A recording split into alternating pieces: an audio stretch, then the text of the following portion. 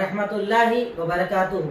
नहमदुहु व नसल्ली अला रसूलिहिल करीम, अम्मा बअद। रब्बि इश्रह ली सदरी व यस्सिर ली अमरी वहलुल उक़दतम मिन लिसानी यफ़क़हू क़ौली। रब्बी ज़िदनी इल्मा, रब्बी ज़िदनी इल्मा, रब्बी ज़िदनी इल्मा। आज इंशाअल्लाह आप लोगों के सामने तीसरे पारे की मुख्तसर सी तशरीह मुझे रखनी है और आज इंशाअल्लाह कुरान की तशरीह का ये सिलसिला मुकम्मल हो जाएगा। यहाँ पर 30 पारों की मुख्तसर सी तशरीह जो मुझे आपके सामने रखनी थी वो सिलसिला इंशाअल्लाह पूरा हो जाएगा। आज इब्तिदा होती है आपके सामने सूरे नबा से। नबा मतलब होता है खबर। अल्लाह रब्बुल आलमीन चूंकि सूरत के अंदर बताता है कि कुफ्फार मक्का अल्लाह के नबी सल्लल्लाहु अलैहि वसल्लम से सवाल किया करते थे खबर के बारे में, या अम्मा यतसाअलून, ये आपसे किस चीज के बारे में पूछते हैं, अनिन नबइल अज़ीम, बड़ी खबर के बारे में, अल्लज़ी हुम फीही मुख्तलिफून, जिसके बारे में उन्हें इख्तिलाफ है, यानी कयामत के बारे में, आखिरत के बारे में, जन्नत जहन्नम के बारे में। ये आपसे सवाल करते हैं क्योंकि कुफ्फार मक्का उसके मुनकिर थे, वो इसको मानते नहीं थे। उनका मानना नहीं था कि कयामत है, आखिरत है, मरने के बाद दोबारा जिंदगी है। अल्लाह रब्बुल आलमीन ने इन चीजों का तज़किरा इस सूरत के अंदर किया, इसलिए इसका नाम सूरे नबा है। तीसरे पारे की खासियत यह है कि इसके अंदर छोटी छोटी सूरतें हैं और अगर तशरीह करना हो तो कम से कम 3 घंटे चाहिए, तब जाके तशरीह आप इस पारे की कर सकते हैं। इसलिए कुछ सूरतें छोड़कर कुछ सूरतों की तरफ मैं इंशाअल्लाह इशारे करूंगा। अल्लाह रब्बुल आलमीन ने सूरत के अंदर जन्नत जहन्नम का तज़किरा, और तकरीबन अगर आप आखिरी पारे को देखेंगे या तकरीबन 26 के बाद के पारों को देखें तो कंटिन्यू आपके सामने आखिरत का तज़किरा ज्यादा आएगा। जन्नत का जिक्र, जहन्नम का जिक्र, अजाब का जिक्र, कौमों के मारे जाने का जिक्र अल्लाह रब्बुल आलमीन ने बार बार तज़किरा किया है। गोया कि अल्लाह ताला कुरान का यहाँ पर तकमील कर रहा है कि तुम इस तरीके से अल्लाह से डरो, जन्नत है, जहन्नम है, अजाब है, ये सारी चीज अल्लाह ताला हमें बार बार बताता है। उसके बाद अल्लाह रब्बुल आलमीन ने इसी सूरत के अंदर जन्नत का तज़किरा किया। उसके बाद आती है सूरे नाज़िआत। नाज़िआत असल में ये सिफत है फरिश्तों की, खींचने वाले, पकड़कर निकालने वाले, अलग अलग फरिश्तों की सिफात इस सूरत के अंदर बयान की गई। इसके बाद अल्लाह रब्बुल आलमीन इसी सूरत के अंदर फिर वही बात इरशाद फरमाता है कि आखिरत है, मरने के बाद की जिंदगी हक है, अल्लाह ताला तुमसे जिंदगी के बारे में सवाल करेगा। उसके बाद अल्लाह ताला इसी सूरत की आयत नंबर 27 के अंदर कहता है कि इंसान तुझे अल्लाह के पैदा करने पर, यानी एक बार पैदा करके दोबारा पैदा करने पर ताज्जुब होता है, तो बता अअंतुम अशद्दु खल्कन अमिस समाअ बनाहा, कि तू ये बता कि तुझे ऐसा लगता है कि हम तुझे दोबारा पैदा नहीं कर पाएंगे, तो बता तू पैदाइश के एतबार से ज्यादा ताकतवर है या आसमान? वो जो इतने बड़े आसमान को बना सकता है, क्या इंसान को दोबारा नहीं बना सकता? यकीनन बना सकता है। गोया कि अल्लाह रब्बुल आलमीन ने इंसान के इस इनकार की दलील दी कि तेरा इनकार गलत है, और क्यों गलत है उसकी दलील दी आसमान, जमीन, पहाड़। जब अल्लाह ताला इतनी बड़ी बड़ी मखलूकात को पैदा कर सकता है तो इंसान को मारकर पैदा करना कोई बड़ी बात नहीं है, मारकर जिंदा करना कोई बड़ी बात नहीं है। उसके बाद सूरे अबसा। अबसा मतलब इग्नोर करना। मामला ये होता है कि एक मर्तबा अल्लाह के नबी सल्लल्लाहु अलैहि वसल्लम कुरैश के बड़े लोगों के साथ किसी मसले पर बातचीत कर रहे थे, बातचीत चल रही थी। इतने में एक सहाबी थे, अब्दुल्ला इब्ने उम्मे मक्तूम, नाबीना सहाबी थे। ये आए, ये आपसे कुछ मसले मसाइल पूछने लगे, पर आपको ऐसा लगा कि इस वक्त कुरैश को समझाना ज्यादा जरूरी है, तो आपने जरा से इनकी तरफ से इग्नोर कर लिया। अल्लाह ताला ने आयत नाजिल कर दी कि अल्लाह के नबी सल्लल्लाहु अलैहि वसल्लम, आपके पास वो सहाबी आए, आपने उन्हें इग्नोर कर दिया, उनकी बात सुन रहे हो, जबकि ये अल्लाह से ज्यादा डरने वाले हैं, ये अल्लाह वाले हैं, अल्लाह इन्हें पसंद करता है। गोया कि अल्लाह के नबी सल्लल्लाहु अलैहि वसल्लम को समझाइश दी गई कि आप इन्हें मत छोड़िए, इनको इग्नोर मत कीजिए, बल्कि इनकी भी बातों का जवाब दीजिए, ये आपकी जिम्मेदारी है। अल्लाह रब्बुल आलमीन ने इस चीज का तज़किरा इब्तिदा के अंदर किया।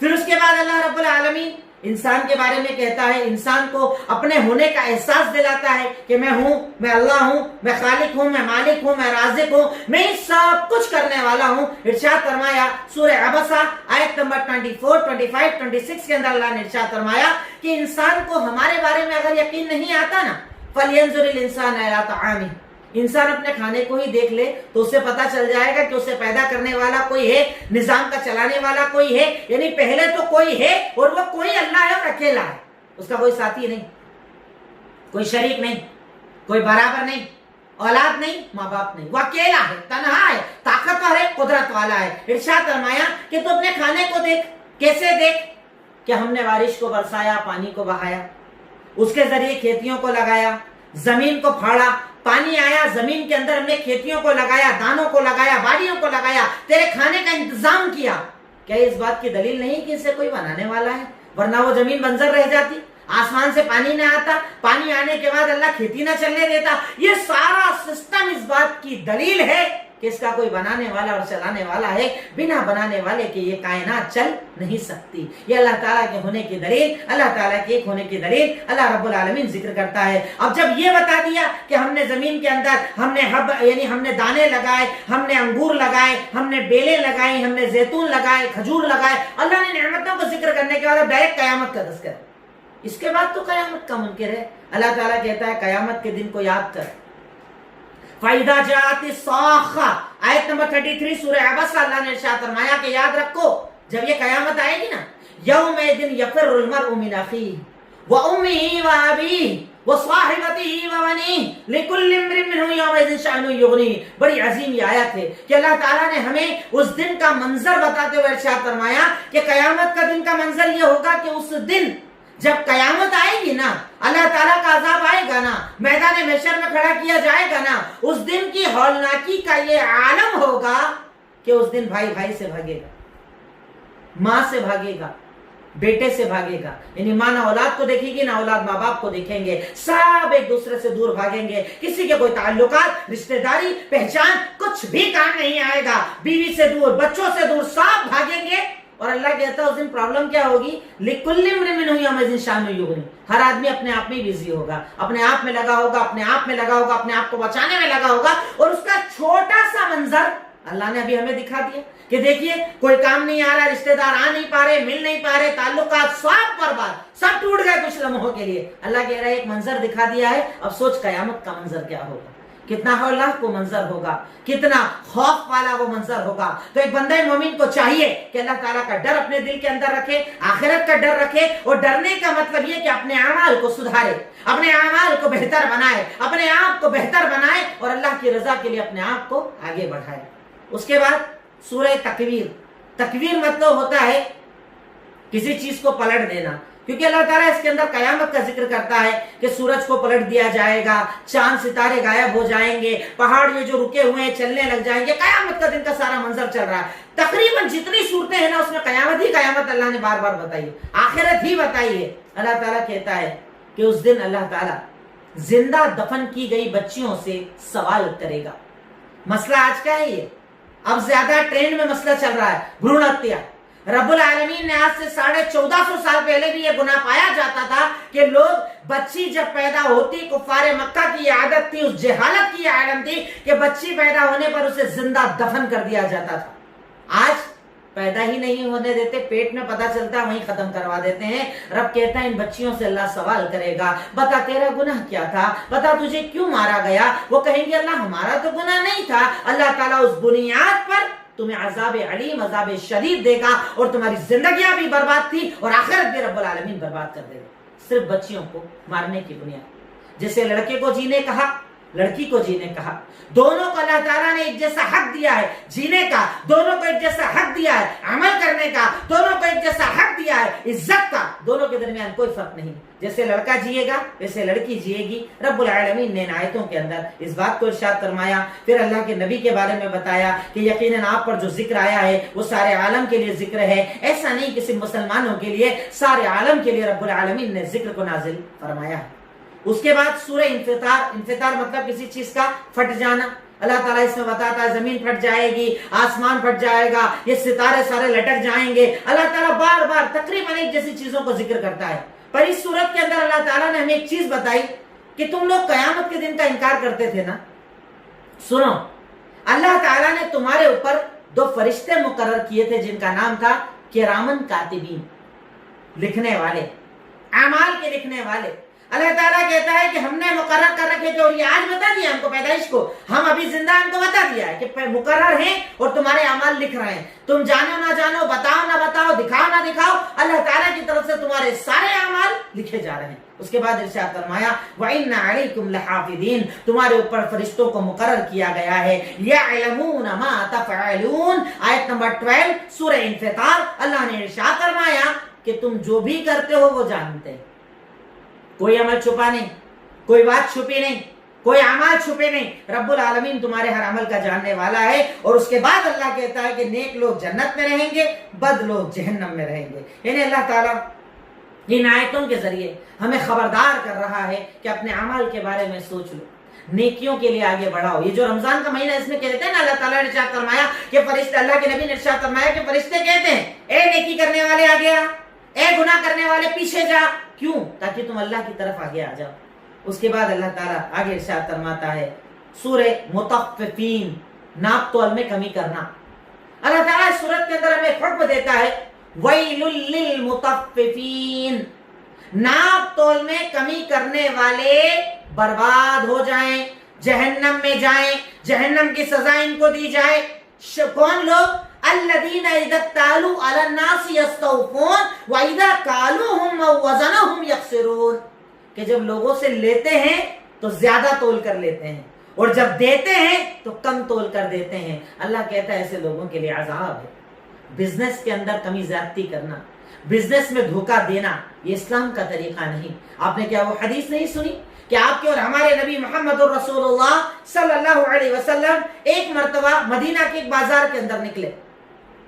آپ نے دیکھا گیہوں کا ایک بہت بڑا ڈھیر رکھ کر ایک آدمی بیچ رہا ہے. آپ کو ذرا شک ہوا, آپ نے ہاتھ داخل کیا ڈھیر کے اندر تو کیا دیکھا کہ اندر گیلا گیہوں ہے, اوپر سوکھا گیہوں ہے, اور آدمی پورے کو ایک جیسا بتا کر بیچ رہا ہے. اللہ کے نبی نے کہا کہ تو نے گیلے کو الگ کیوں نہیں کیا؟ گیلا الگ رکھ, سوکھا الگ رکھ, جس کو جو لینا ہے وہ لے لے گا. اگر تو یہ دھوکہ دے گا نا, من غشنا فلیس منا, جو دھوکہ دے مسلمان نہیں, ہماری صفوں میں نہیں. اسلام اس چیز کو ناپسند کرتا ہے کہ تجارت میں بھی کسی کو دھوکہ دیا جائے. آپ چیز بیچ رہے ہو, عیب بتا کر دو. اب اس سے ایک اسٹیپ ہمارے یہاں تو آگے کام چل رہا ہے. دکان کرائے پر لو, قبضہ کر لو, مکان قبضہ کر لو, ادھار لو, ریٹرن مت کرو. ہمارے یہاں تو ایک اور اسٹیپ آگے بڑھ گئے. یہاں تو ناپ تول کی کمی کو عذاب بتایا جا رہا ہے, یہاں تو قبضے ہی کر کے بیٹھ گئے. کیا عذاب آئے گا اللہ کا, کیا ناراضگی نازل ہوگی اللہ کی. اور اس کے بعد بولتے ہیں صاحب کاروبار میں برکت نہیں, گھر میں جھگڑے ہوتے ہیں, اچھے تعلقات نہیں رہتے ہیں, گھر میں سکون نہیں رہتا ہے, اچھی نیند نہیں آتی, ہم پر تو اثر ہو گیا ہے. ارے تیرا رزق تو دیکھ, تو حرام کھا رہا ہے, حرام کما رہا ہے, کسی کی جگہ پر قبضہ کر کے بیٹھا ہے, کسی کے مکان پر قبضہ کر کے بیٹھا ہے, 2 نمبر کا بزنس, حرام کا کاروبار, لون کی زندگی. اور اس کے بعد بولتا ہوں اس پہ اثر ہو گیا, کاروبار نہیں چلتا ہے. اپنے عمل کا جائزہ لے. رب العالمین اس عمل کو ناجائز قرار دیتا ہے, اس عمل کو حرام قرار دیتا ہے. پھر اس کے بعد اللہ رب العالمین نے بتایا کہ نیک لوگوں کی روح علیین کے اندر ہوتی ہے, بد لوگوں کی روح سجین کے اندر ہوتی ہے. کچھ چیزوں کا ذکر, جنتیوں کا ذکر, جنتیوں کی طرف ہونے والے اعمال کا ذکر اللہ رب العالمین نے یہاں پر ارشاد فرمایا. اس کے بعد سورہ انشقاق, وہی بات, وہی قیامت کا تذکرہ. اللہ رب العالمین کا فرمان سورہ انشقاق آیت نمبر 6, اللہ نے ارشاد فرمایا یا ایھا الانسان انک کادح الی ربک کدحا فملاقیہ. اللہ تعالیٰ یہاں پر بھی ہمارے اعمال کا تذکرہ کر رہا ہے کہ قیامت کا دن ہوگا, اللہ کے سامنے ہوں گے, اب اعمال نامے سب کو دیے جائیں گے, اچھے کو سیدھے ہاتھ میں, برے کو الٹے ہاتھ میں. اب جس کے سیدھے ہاتھ میں ملے گا نا, فاما من اوتی کتابہ بیمینہ, جس کے سیدھے ہاتھ میں اعمال نامہ دیا جائے گا, سورہ انشقاق آیت نمبر 7, وہ کہے گا بڑا خوش ہو جائے گا, آسان حساب لیا جائے گا, آسانی کے ساتھ جنت میں چلا جائے گا, بڑا خوش ہوگا جب جائے گا جنت میں, گھر والوں کے بعد بڑا خوش ہو جائے گا. لیکن جس کے الٹے ہاتھ میں دیا جائے گا بہت زیادہ پریشان ہو جائے گا, گھسیٹ کر جہنم میں ڈال دیا جائے گا. اللہ رب العالمین ہم سب کو سیدھے ہاتھ میں اعمال نامہ عطا کرے. اس کے بعد بروج, سورۃ البروج. بروج کہا جاتا ہے جس کے اوپر اسٹیپ بنی ہوئی ہوتی ہے, ایک کے اوپر اسٹیپ, کیونکہ آسمان کے اندر اللہ تعالیٰ نے کئی آسمان کی لیئرز بنائی, ایک کے اوپر ایک آسمان بنائے, اس کا تذکرہ ہے. اور سیڑھی کو بھی بروج کہا جاتا ہے. اللہ رب العالمین اس سورت کے اندر ایک بہت بڑے واقعے کا تذکرہ کرتا ہے, اشارہ کرتا ہے اس کی طرف کہ اللہ تعالیٰ کہتا ہے وَشَاهِدٍ وَمَشْهُودٍ قُتِلَ أَصْحَابُ الْأُخْدُودِ, کہ جب گڈھا کھود کر لوگوں کو جلایا گیا, اللہ تعالیٰ ان کا تذکرہ کرتا ہے. یہ قوم تھی, بہت پرانے دور کی قوم, بنی اسرائیل کے اندر ایک بادشاہ تھا, اس کے پاس ایک کاہن اور ایک نجومی تھا. نجومی جب بہت زیادہ بوڑھا ہو گیا تو اس نے کہا مجھے ایک لڑکا دے دو, میں سارا اپنا علم ٹرانسفر کر دیتا ہوں, اس کو سکھا دیتا ہوں. کہا ٹھیک ہے. بادشاہ نے ایک بچہ دے دیا. اب اس کا کام تھا روزانہ سیکھنے جانا, پر جب یہ جادوگر کے پاس جاتا نا, بیچ میں ایک راہب کا گھر پڑتا تھا. کرسچن, عیسائی جسے ہم کہتے ہیں, نصارہ اصل کہنا چاہیے, نصارہ کا ایک عالم کا گھر بیچ میں پڑتا تھا. ابھی تھوڑی دیر یہاں رکتا پھر جاتا, پھر تھوڑی دیر یہاں رکتا پھر جاتا, یعنی اس سے دین سیکھتا تھا. دین بڑا اچھا لگنے لگا. دین سیکھتے سیکھتے دین کے ایک اچھے مقام پر یہ پہنچ گیا اور جادوگر سے اس کے اعمال بھی سیکھتا تھا. اب ایک مرتبہ کیا ہوتا ہے, یہ راستے سے جا رہا تھا, اس نے دیکھا کوئی بہت بڑا جانور راستے کے اندر آ گیا تھا, بہت بڑا جانور, لوگوں کو جانے آنے نہیں دے رہا تھا. صحیح بخاری میں روایت موجود ہے. اس نے کیا کرا, بولا چلو آج میں چیک کرتا ہوں دونوں میں سے سچا کون. وہ کہتا ہے اللہ رب العالمین اگر تیری نظر میں اس راہب کا معاملہ جادوگر سے اچھا ہے, میں پتھر اٹھا کر مار رہا ہوں تو اس جانور کو مار دینا تاکہ کلیئر ہو جائے مجھے بہتر کون ہے. جیسے ہی مارا وہ جانور مر گیا. اب اس کو معاملہ سمجھ میں آ گیا. اب اس نے کاہن کا ساتھ چھوڑا, راہب کا ساتھ اختیار کیا, اسے ساری باتیں بتائیں, اسے سارا واقعہ بتایا. تو اس نے کہا بیٹا تو علم کے بڑے اعلیٰ مقام پر آ گیا ہے, اللہ تعالیٰ نے تجھے پسند فرما لیا ہے. اب اس کے ہاتھ پر اللہ تعالیٰ نے کچھ کرامتیں دے دی تھی, بیمار ٹھیک ہو جاتے, پریشان لوگوں کے علاج ہو جاتے. جو اس کے پاس آتا اس کے ذریعے اللہ تعالیٰ اس کا علاج کروا دیا کرتا تھا. پر جب بھی یہ علاج کرتا بولتا تھا کرنے والا میں نہیں, کرنے والا اللہ رب العالمین. اس کی ذات ہے, اس کی طاقت ہے. پر یہ معاملہ بہت زیادہ مشہور ہو جاتا ہے.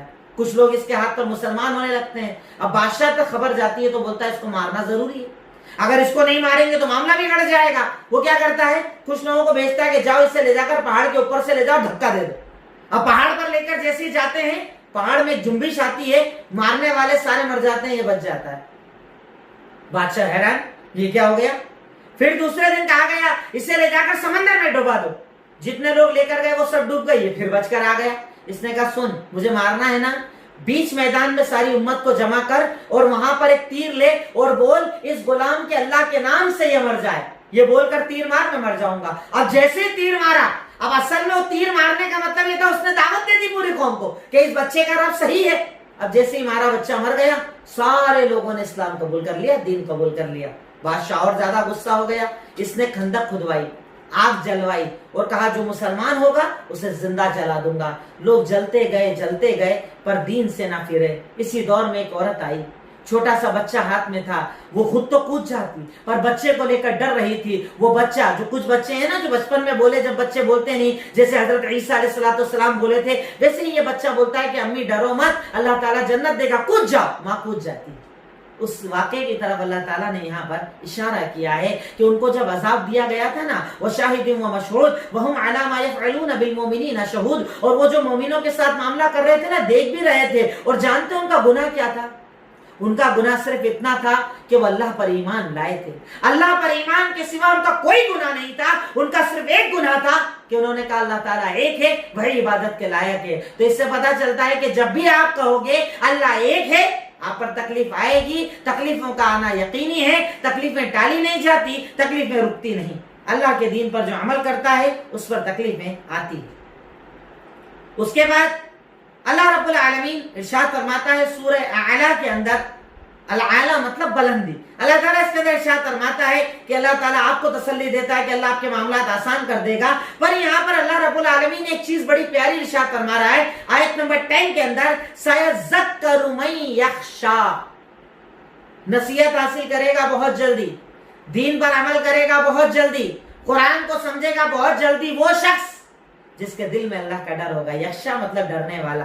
جو ڈرتا ہے نا, اللہ اسے دین کا علم دیتا ہے, قرآن کی سمجھ دیتا ہے, قرآن سے محبت دیتا ہے, دین سے محبت دیتا ہے. اور جو اللہ سے نہیں ڈرتا وہ بولتا ہے سمجھ میں نہیں آئے گا, اتنا آسان نہیں ہے سمجھنا, بہت مشکل کتاب ہے, کچھ سمجھ میں نہیں آئے گا, دنیا بھر کی چیز سمجھ میں آ جائے گی پر قرآن سمجھ میں نہیں آئے گا. اللہ تعالیٰ کہتا ہے سمجھ میں اس کے آئے گا نا جو ڈرے گا. اب دل میں اللہ کا ڈر ہی نہ ہو تو سمجھ میں کہاں سے آئے گا. سمجھ میں اس کے آئے گا جس کے دل کے اندر اللہ رب العالمین کا ڈر ہوگا. اس کے بعد سورہ غاشیہ, قیامت کا ایک نام ہے غاشیہ مطلب ڈھانکنے والی. اللہ تعالیٰ اس کے اندر ذکر کرتا ہے, یہ بھی ایک بڑی چیز اللہ تعالیٰ نے بتائی, کیا تمہیں اس دن کی خبر نہیں آئی, غاشیہ کی خبر نہیں آئی, قیامت کی خبر نہیں آئی. اس دن بہت سارے چہرے ڈرے ہوئے ہوں گے. اور وہ ڈرے ہوئے کون ہوں گے؟ اللہ تعالیٰ کہتا ہے آیت نمبر 3 سورہ غاشیہ کے اندر, وجوہ یومئذ خاشعہ عاملۃ ناصبہ, وہ چہرے تھکے ہوئے ہوں گے جو عمل کر کر کے ڈرے ہوں گے. یعنی عمل کر کر کے تھکا لیا ہوگا خود کو, اتنا عمل کر کے آئیں گے کہ تھک گئے ہوں گے عمل کر کے, پر عمل وہ کر کے نہیں آئے ہوں گے جو حکم اللہ کا اور طریقہ رسول اللہ کا. کیونکہ اسلام میں عمل کی قبولیت کی 2 شرطیں ہیں, حکم اللہ کا اور طریقہ رسول اللہ صلی اللہ علیہ وسلم کا. یعنی اللہ تعالیٰ کے لیے خالص ہو کر عمل کرو، صرف اللہ کے لیے عمل کرو تو اللہ قبول کرتا ہے، اور عمل پر اللہ کے نبی کے دلیل کی مہر بھی لگی ہونا چاہیے، تب اللہ قبول کرتا ہے، ورنہ عمل اچھا ہو تو بدعت ہو جائے گا اگر اللہ کے نبی نے نہیں کیا، آپ نے بتایا نہیں، آپ نے سکھایا نہیں، اللہ کا حکم نہیں، قرآن میں موجود نہیں، حدیث میں موجود نہیں، تو اللہ تعالیٰ اس عمل کو قبول نہیں کرتا ہے۔ اللہ تعالیٰ کہتا ہے ایسے بہت سارے آئیں گے عمل کر کر کے تھکے ہوئے، پر ان کے عمل سے ان کو کوئی فائدہ ملنے والا نہیں ہوگا۔ اس کے بعد آپ کے سامنے آئی سورہ فجر، چونکہ اس میں اللہ تعالیٰ نے فجر کی قسم کھائی ہے، اس کے اندر اللہ تعالیٰ نے انسان کی خصلت کو بتایا کہ جب اللہ رب العالمین انسان کو آزماتا ہے اور ذرا اس کی روزی تنگ کر دیتا ہے تو بولتا ہے اللہ نے مجھ پر احسان ہی نہیں کیا، اللہ تعالیٰ نے تو مجھے ذلیل کر دیا۔ اب اللہ کہتا ہے کہ اللہ تعالیٰ روزی کس کو دیتا ہے، اللہ تعالیٰ آسانیاں کس کے لیے کرتا ہے، اللہ تعالیٰ دنیا کی تنگیاں کس کے لیے دور کرتا ہے؟ کلا بل لا تکرمون الیتیم، یہ تیری رزق کی تنگی اس لیے ہے کیونکہ تو یتیموں پر خیال نہیں رکھتا تھا، یتیموں کا دھیان نہیں رکھتا تھا، اور مسکینوں کو کھانا نہیں کھلاتا تھا، اور وراثت کے مال دبا کر حصہ قبضہ کر لیا کرتا تھا، مال جمع کرنے کو پسند کرتا تھا۔ یہ گناہ کرنے والوں کے کاروبار کو اللہ تعالیٰ تنگ کر دیتا ہے۔ یہ میں نہیں کہہ رہا، اللہ تعالیٰ کہہ رہا ہے کہ جب انسان کے رزق کو اللہ تعالیٰ تنگ کر دیتا ہے تو وہ کہتا ہے کہ اللہ تعالیٰ نے میرے ساتھ غلط کر دیا۔ اللہ کہتا ہے رزق کس کا تنگ ہوتا ہے؟ اگر آج آپ محنت کر رہے ہو، روزی نہیں چل رہی، کاروبار نہیں چل رہا، تو ایک بار غور کرو اس میں سے کوئی گناہ تو نہیں کرتے آپ؟ یتیموں کو کھانا کھلاتے کہ نہیں کھلاتے؟ مسکینوں کی مدد کرتے کہ نہیں کرتے؟ کہیں آپ نے بہن بیٹیوں کا حصہ تو نہیں دبا رکھا؟ کہیں آپ مال جمع صرف جمع کرتے ہو، اللہ کے راستے میں خرچ نہیں کرتے؟ اگر ان میں سے کوئی گناہ ہے تو سوچ لو، یہ گناہ کاروبار کو تنگ کر دیتا ہے، یہ گناہ روزی کو روک دیتا ہے، اس گناہ کی بنیاد پر اللہ رب العالمین کاروبار کو برباد کر دیتا ہے۔ اس کے بعد اللہ نے کہا کہ قیامت کے دن اللہ تعالیٰ آئے گا، اللہ تعالیٰ کا جب حکم آئے گا تو اس دن انسان کہے گا یا لیتنی، کاش کہ میں نے اپنی زندگی کے لیے کچھ آگے بڑھایا ہوتا، کاش کہ میں نے کچھ محنت کی ہوتی۔ جیسے اللہ تعالیٰ کہتا ہے نا کہ یقول ابن آدم مالی مالی، ابن آدم کیا بولتا ہے؟ ہائے میرا مال، ہائے میرا مال، ادھر سے آنے دو ادھر سے آنے دو، 2 نمبر کا چلے گا، دھوکے کا چلے گا، کچھ بھی چلے گا، بس مال آنے دو۔ اللہ تعالیٰ کے نبی کہتے ہیں جانتا ہے تیرا مال کیا ہے؟ ما اکلت فافنیت، ما لبست فابلیت، وما تصدقت فامزیت۔ تیرا مال جانتا ہے کیا ہے؟ کھا کر جو ختم کر لیا وہ تیرا مال، پہن کر جو پرانا کر دیا وہ تیرا مال، اور صدقہ کر کے جو آگے بڑھا دیا وہ تیرا مال ہے۔ اپنی زندگی میں کر، طاقت میں کر، صحت میں کر، تندرستی میں کر، اللہ نے دیا جی کھول کے خرچ کر۔ یہ جو تو خرچ کر رہا ہے نا یہ تیرا مال ہے، کیونکہ بعد والا تو بچوں کے لیے چھوٹے گا نا، تیرا کہاں؟ تیرا وہ تھا جو تو اپنی زندگی میں استعمال کرتا تھا۔ اور اللہ کے نبی صلی اللہ علیہ وسلم کے اس قول کو اب اس آیت سے سمجھو کہ اس دن انسان کہے گا کاش کہ میں نے آخرت کے لیے کچھ مال آگے بڑھا دیا ہوتا، مطلب کاش دنیا میں صدقہ کیا ہوتا، خیرات کیا ہوتا، اللہ کو راضی کیا ہوتا، غریبوں کی مدد کی ہوتی تو آج میرے لیے آسانیاں ہو جاتی، اور اب نہیں کی تو اب سوچنے سے اور کاش سے کچھ ہونے والا نہیں ہے، اور اس کاش سے کوئی فائدہ ملنے والا نہیں ہے۔ اس کے بعد سورہ بلد سے مراد یہاں مکہ ہے، چونکہ تذکرہ ہے اس لیے اللہ تعالیٰ نے سورت کو سورہ بلد کہا۔ اس کے بعد سورہ شمس، سورج کی قسم کھائی اللہ تعالیٰ نے۔ اس کے بعد سورہ لیل، رات کی قسم کھائی اللہ تعالیٰ نے۔ اس کے بعد سورہ ضحیٰ، چاشت کا وقت جس کی ہم نماز پڑھتے ہیں اس کی قسم کھائی اللہ تعالیٰ نے۔ اس میں اللہ تعالیٰ نے اللہ کے نبی سے اسپیشلی بات کی، اور آپ پر کیے ہوئے اپنے انعامات کا ذکر اللہ تعالیٰ کر رہا ہے، نہیں آپ پر جو اللہ تعالیٰ نے احسان اور انعامات کیے تھے نا اللہ ان کا تذکرہ کر رہا ہے۔ ما ودعک ربک وما قلی، اللہ نے آپ کو کبھی چھوڑا نہیں، اکیلا تنہا نہیں چھوڑا، پریشان نہیں چھوڑا۔ اور سنیے آپ کے لیے آخرت زیادہ بہتر ہے، اور اللہ تعالیٰ آپ کو اتنا دے گا کہ آپ بے نیاز ہو جاؤ گے، راضی ہو جاؤ گے۔ اب اللہ تعالیٰ آپ پر کیے گئے اپنے احسانات کو بتا رہا ہے۔ الم یجدک یتیمن فآویٰ، کیا ایسا نہیں ہے آپ یتیم تھے، اللہ نے آپ کو سہارا دیا۔ اللہ اکبر، آپ یتیم تھے، والد کا انتقال ہو گیا تھا پیدائش کے پہلے، آپ ماں کے پیٹ میں تھے، والد کا انتقال ہو گیا تھا، کہا آپ یتیم تھے، اللہ نے سہارا دیا۔ آپ پریشان تھے، آپ کو اللہ تعالیٰ نے صحیح راستہ دکھایا۔ آپ بے نیازی میں نہیں تھے، آپ کے پاس تنگی کے حالات تھے، اللہ نے آپ کو بے نیاز کر دیا۔ اب آپ کیا کیجئے؟ یتیم آئے تو ڈانٹیے مت، لوگوں کی مدد کیجئے، مانگنے والوں کی مدد کیجئے۔ وَأَمَّا بِنِعْمَةِ رَبِّكَ فَحَدِّثْ، اور اپنے رب کی نعمت کو یاد کیجئے، اپنے رب کے انعامات کو یاد کیجئے، اپنے رب کے احسانات کو یاد کیجئے۔ اللہ تعالیٰ نے آپ کو جو جو عطا کیا ہے، اس ہر نعمت کو، ہر احسان کو اللہ تعالیٰ کی یاد کیجئے کہ اللہ تعالیٰ نے آپ کو کتنا نوازا، رب العالمین نے آپ کو کتنا عطا کیا ہے۔ رب العالمین یہاں پر اس کا ذکر کرتا ہے۔ اس کے بعد سورہ شرح، شرح مطلب ہوتا ہے کھولنا۔ اللہ رب العالمین نے اس کے اندر ذکر کیا ہے شرح صدر کا، کہ آپ کے سینے کو اللہ تعالیٰ نے کھول دیا تھا ہدایت کے لیے۔ اس میں اللہ تعالیٰ اللہ کے نبی کا مقام بتا رہا ہے۔ اللہ تعالیٰ کہتا ہے أَلَمْ نَشْرَحْ لَكَ صَدْرَكَ وَوَضَعْنَا عَنْكَ وِزْرَكَ الَّذِي أَنْقَضَ ظَهْرَكَ وَرَفَعْنَا لَكَ ذِكْرَكَ۔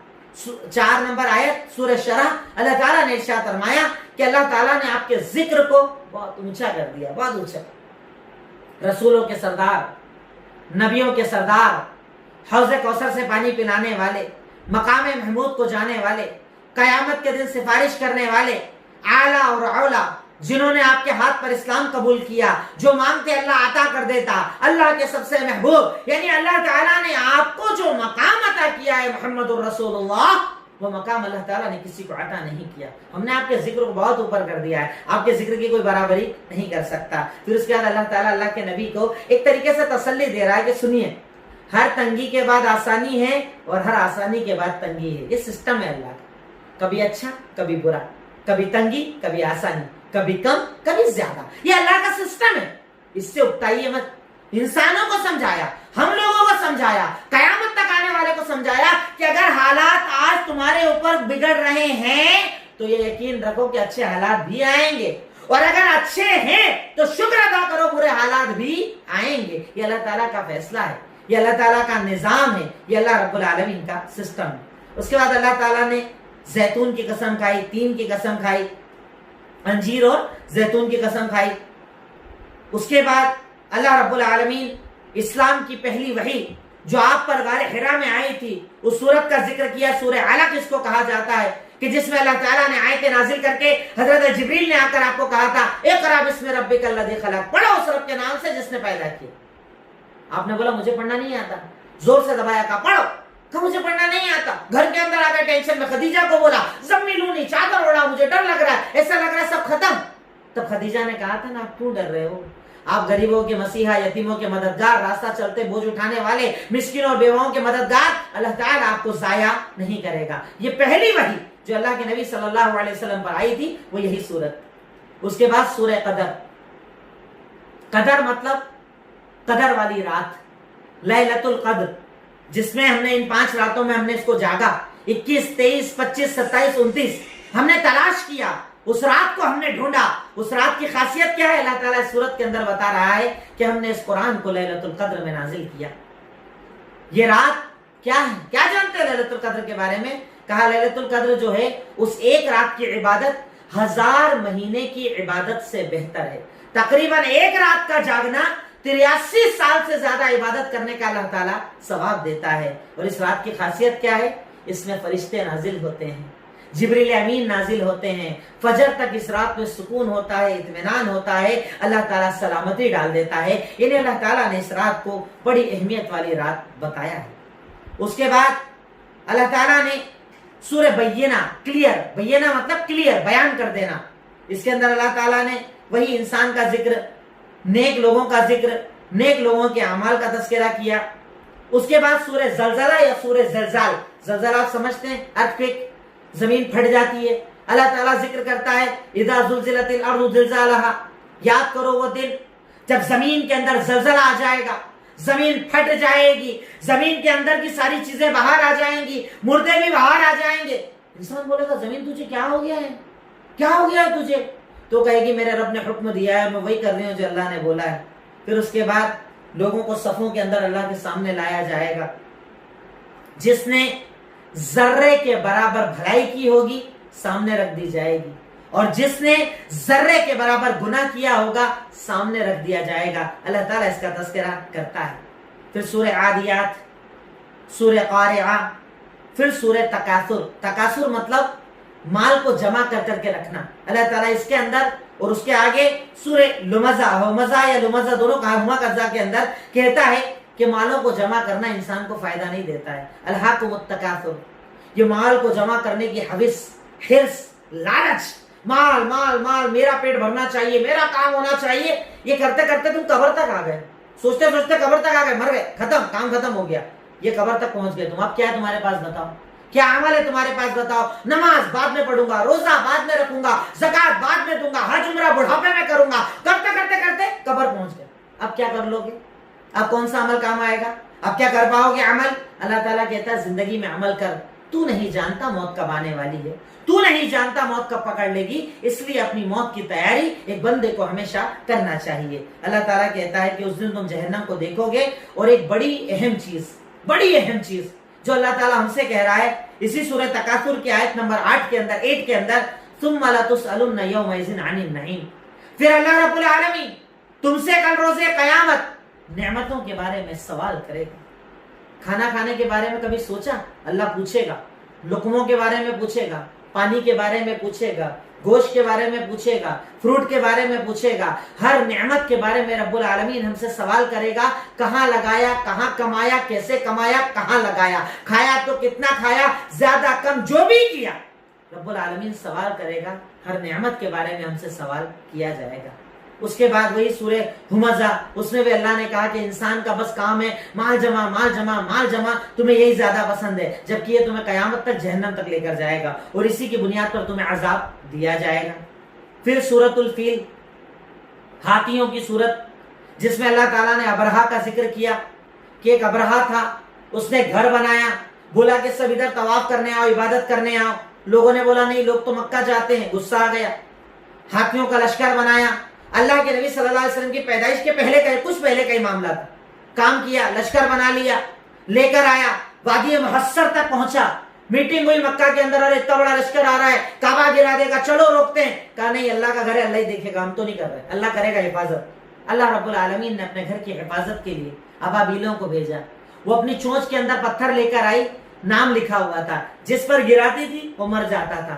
اللہ تعالیٰ نے ابابیلوں کے ذریعے اپنے گھر کی حفاظت کی اور ابرہا کے لشکر کو ختم کر دیا. اللہ تعالیٰ یہ بتا رہا ہے کہ اگر وہ کرنے پر آئے، وہ انسانوں کا محتاج نہیں، وہ تو پرندوں سے بھی کام لے سکتا ہے، اور وہ تو پرندوں کا بھی محتاج نہیں. وہ تو کہتا ہے کن فیکون، ہو جاتا ہے. اللہ کسی کا محتاج نہیں ہے. پھر سورہ قریش، جس میں اللہ تعالیٰ نے قریش کو یہ کہا کہ تم یاد کرو اللہ کی نعمت کو. اسلام سے پہلے تم پر کیا عالم تھا؟ سفر کرنے میں ڈرتے تھے، چوری کا ڈر لگتا تھا، قافلے کے لٹنے کا ڈر لگتا تھا. اللہ نے اسلام کے بعد تمہیں امن دے دیا، تو اس نعمت کو یاد کرو. سورہ ماعون، اللہ تعالیٰ نے اس کے اندر نیکیوں کو دور رہنے والوں کا تذکرہ کیا. سورہ کوثر، جس میں اللہ تعالیٰ نے حوض کوثر کا تذکرہ کیا، وہ حوض کہ جس سے کوئی ایک بار پانی پی لے اسے دوبارہ پیاس نہ لگے گی، اور اس پانی کو پلانے کا حق اللہ رب العالمین محمد الرسول اللہ صلی اللہ علیہ وسلم کو عطا کرے گا. اس کے بعد سورہ کافرون، سورہ نصر یا سورہ فتح، سورہ ابو ابی لہب آپ کا چاچا، کہ جب اللہ کے نبی صلی اللہ علیہ وسلم نے کہا صفا پہاڑی پر کھڑے ہو کر کہ آؤ قبیلے والوں، آؤ خاندان والوں، اللہ کی عبادت کرو، اس کے سوا کوئی عبادت کے لائق نہیں. چاچا نے بولا تبن لکا لہذا جمعتنا، تیرے ہاتھ ٹوٹ جائے، کہ اس کے لیے جمع کیا؟ اللہ نے اس کا جواب دیا، ابو لہب تیرے ہاتھ ٹوٹ جائیں گے، تو ہی برباد ہو جائے گا. اللہ نے اس کا جواب دیا. اس کے بعد بہت عظیم قرآن کی سورت، جسے سورہ اخلاص کہا جاتا ہے. واقعی دل تو چاہتا ہے ان ایک ایک سورتوں کی تشریح کرتا چلا جاؤں، ایک ایک گھنٹے تشریح کروں. اتنی دلیلیں اللہ رب العالمین نے چھوٹی چھوٹی سورتوں کے اندر رکھی ہے، پر مقصد یہ ہے اشارے کر کے اپنی بات ختم کرنا. آج ہمارا آخری درس ہے سورہ اخلاص، وہ سورت کہ جسے اللہ رب العالمین نے ثلثی قرآن کا 1/3 کہا ہے. یہاں تک کہ حدیثوں میں آتا ہے کہ اگر کوئی انسان 1 بار 2 بار اور 3 بار یعنی 3 بار سورہ اخلاص پڑھ لے، پورا قرآن پڑھنے کا ثواب اللہ رب العالمین اسے دے گا. کیونکہ اس میں توحید ہے. کہہ دیجئے وہ اللہ ایک ہے، کہہ دیجئے وہ اللہ بے نیاز ہے، کہہ دیجئے اس اللہ کی نہ کوئی ماں باپ، نہ وہ کسی کی اولاد، نہ اس کی کوئی اولاد، اور کوئی اس کے برابر بھی نہیں. یہ ایک سورت ہے نا، لوگوں نے کتابیں لکھی ہیں اس کے اوپر. اللہ کی توحید پر کتابیں لکھ دو، اب کتابیں اتنی دلیلیں سے ایک سورت کے اندر موجود ہیں. پھر بھی بندہ مومن اپنے آپ کو مسلمان ہونے بولنے کے بعد بھی نہ جانے کتنے لوگوں کو اللہ کا شریک بناتا ہے. اور اخیر میں سورہ فلق اور سورہ ناس جسے ہم معوذتین بھی کہتے ہیں، وہ صورتیں جن کے ذریعے آپ پناہ لیں. آج ہمارے یہاں ہوتا ہے نا جنات، جادو، اثرات، یہاں بھٹک رہے وہاں بھٹک رہے. اللہ تعالیٰ نے اسی لیے نازل کیا تھا ان 2 صورتوں کو، جادو کا علاج، جنات کا علاج، اثرات کا علاج، ہر پریشانی کا علاج، بیماری کا علاج، نظر کا علاج، ہر چیز کا علاج. یہ 2 صورتیں ایمان کے ساتھ پڑھو گے تب، یقین کے ساتھ پڑھو گے تب، اللہ پر یقین کر کے پڑھو گے تب، تو انشاءاللہ یہ 2 صورتیں آپ کے مسائل کو حل کر دیں گی، آپ کی بیماریوں کو حل کر دیں گی، آپ کی تکالیف کو دور کر دیں گی. اسی کے ساتھ آج کا ہمارا یہ درس مکمل ہوتا ہے. یقین جانیے اللہ بہتر جانتا ہے کہ اس درس کی تکمیل پر ایک عجیب سا دل بھاری ہو رہا ہے کہ جسے اس قرآن سے ہمارا تعلق کہیں کمزور نہ ہو جائے. کہ اللہ رمضان میں تو ہمارا تعلق بہت مضبوط ہوتا ہے، پر رمضان جاتے ہی پھر دل وہی ہو جاتا ہے، پھر وہی شیطانیت آ جاتی ہے اور ہم اس کتاب سے دور ہو جاتے ہیں. اللہ تعالیٰ یہ تو رمضان کا مہینہ تھا جس میں تو نے سکون دے دیا تھا، اطمینان دے دیا تھا، ہر طریقے سے آدمی بھول گیا تھا ہر غم کو، بیماری کو، اور لگ گیا تھا تیری عبادت کے اندر. اللہ یہ مہینہ جا رہا ہے اور ہمیں ابتدا سے ہی یقین تھا انشاءاللہ کہ یہ مہینہ جائے گا، اس کے پہلے انشاءاللہ تو ہم پر رحم کرے گا اور اس بیماری کا خاتمہ کرے گا. تیرے فیصلے بہتر تو جانتا ہے. پر ہم اس موقع پر اے الہی مولا، اے رحمان رحیم، اے غفور غفار، اے مالک قدوس، اے اول اے آخر، اے ظاہر اے باطن، اے رب العالمین، تجھ سے دعا مانگتے ہیں الہی تو ہمارے گناہوں کو معاف فرما دے. اے اللہ تو ہماری خطاؤں اور لغزشوں کو معاف فرما دے. اے اللہ جانے انجانے میں جو ہم سے گناہ ہو جاتے ہیں اسے معاف فرما دے. اے اللہ اس قرآن سے جیسے ہم نے رمضان میں محبت کی، رمضان کے بعد بھی ہمیں ایسی ہی محبت کی توفیق عطا فرما دے. اے اللہ ہم گنہگار ہیں، اے اللہ ہم خطا کار ہیں، اے اللہ ہم تجھے ناراض کرتے ہیں، ہم سب جانتے ہیں، اس کے بعد بھی تیری رحمت پر یقین رکھتے ہیں، تیری بخشش پر یقین رکھتے ہیں. اے اللہ رمضان کا مہینہ گزر رہا ہے، کل آخری روزہ ہے. اے اللہ ہمیں خالی مت لوٹا، ہماری مغفرت فرما دے. اے اللہ ہمارے قرآن پڑھنے کو قبول فرما لے. اے اللہ عبادتوں کو قبول فرما لے. اے اللہ روزوں کو قبول فرما لے. اے اللہ رات جاگنے کو قبول فرما لے. اے اللہ تیری رضا کے لیے جو بھی عمل کرتے ہیں اسے قبول فرما لے. اے اللہ جنت الفردوس میں جگہ عطا فرما دے. اے اللہ عذاب قبر و عذاب جہنم سے نجات دے دے. اے اللہ، اے مولا، اے رب العالمین، جو پریشان ہیں ان کی پریشانیوں کو دور کر دے. اے اللہ جو کافروں کی قید میں بے گناہ بھائی ہیں ان کی رہائی کے راستے کھول دے. اے اللہ قرض میں جو لوگ ڈوبے ہیں قرض کی ادائیگی کی راہیں کھول دے. اے اللہ حلال کاروبار میں خوب برکت عطا فرما دے. اے اللہ حرام رزق سے بچا لے. اے اللہ حرام رزق سے بچا لے. اے اللہ حرام رزق سے بچا لے. اے اللہ اس لاک ڈاؤن کو جلد ختم کروا دے. اے اللہ اس بیماری کا خاتمہ فرما دے. اے اللہ بیماری ختم کر کے دوبارہ کاروبار میں برکتیں عطا فرما دے. اے اللہ ہمارے وہ نوجوان بھائی، وہ بہنیں جن کے رشتے نہیں ہوئے، بہتر توحید پرستوں میں ان کے رشتے کروا دے. اے اللہ جیسے ہم تیرے دین پر جمے ان دنوں کے اندر، اے اللہ آگے بھی تیرے دین پر جمنے کی ہمیں توفیق عطا فرما دے. اے اللہ ہم تمام کو تیرے دین کا دائی اور شیدائی بنا دے. اے اللہ اس قرآن کو سمجھ کر پڑھنے کی پورے سال تو ہمیں توفیق عطا فرما دے. اے اللہ ہماری دعاؤں کو قبول فرما لے. اللہم صلی علی محمد وعلی آل محمد كما صليت على إبراهيم وعلى آل إبراهيم إنك حميد مجيد. اللهم بارك على محمد وعلى آل محمد كما باركت على إبراهيم وعلى آل إبراهيم إنك حميد مجيد. رب اشرح لي صدري ويسر لي أمري واحلل عقدة من لساني يفقهوا قولي. ربي زدني علما، ربي زدني علما، ربي زدني علما. السلام عليكم ورحمة الله وبركاته.